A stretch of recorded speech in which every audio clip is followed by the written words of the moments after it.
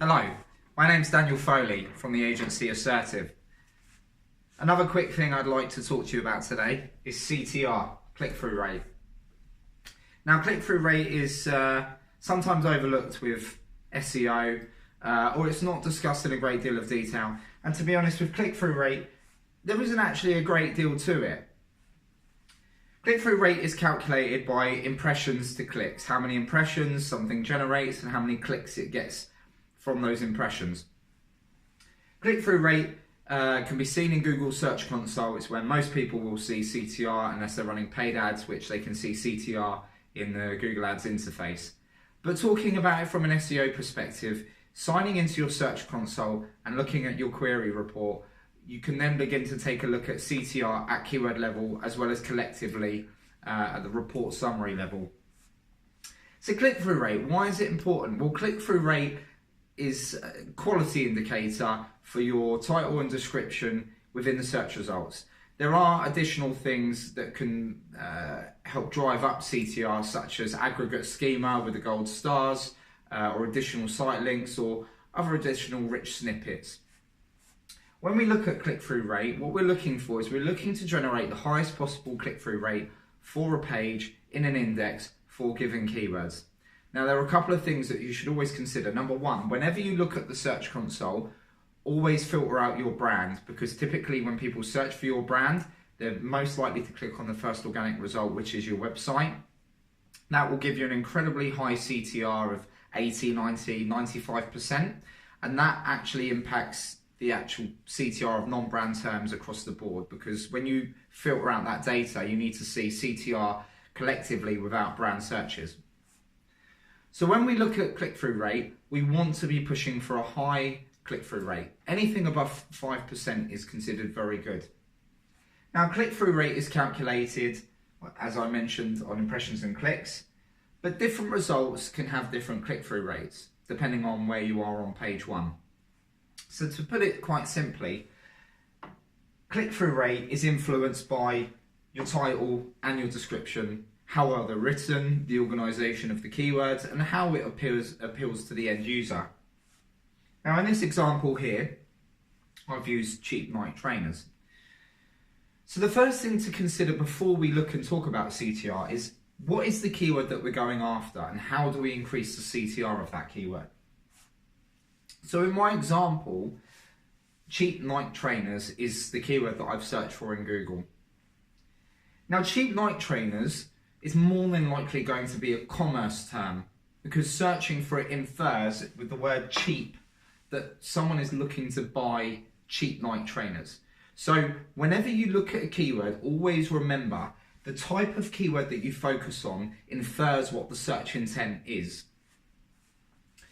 So one of the key things to always consider is keyword association. What I mean by that is the word cheap is a part of a commerce search term. So if you're ever writing anything, also look at variant keywords that have a relationship with the word cheap. You could have deals, you could have offers. Now, in my example here, I'm simulating what could be the CTR rates for the top 3 search results in Google Organic. Now, the reason that CTR is important is for this reason. When Google looks at data over time, it looks at the click-through rate of all of the listings on page 1 and page 2 onwards. But on page 1, when you're fighting for real estate space, the rules become a bit more strict. So when we look at CTR, if we can see that a search result has a poorer CTR, what that generally says to Google is that whatever has been written as a title or a description isn't cutting the mustard. People can see it, but they're not clicking it. Consistent poor CTR will actually cause your rankings to drop, even if your landing page and on-page metrics are good. Because the intro part of the search results into your website isn't good. If people don't click on that result, then this is immediately a poor quality result at SERP level.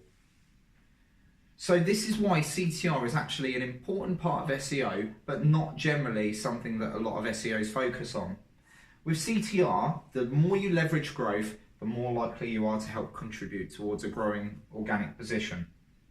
So in my example, cheap Nike trainers, there's a couple of reasons why CTR might be good or it might be poor.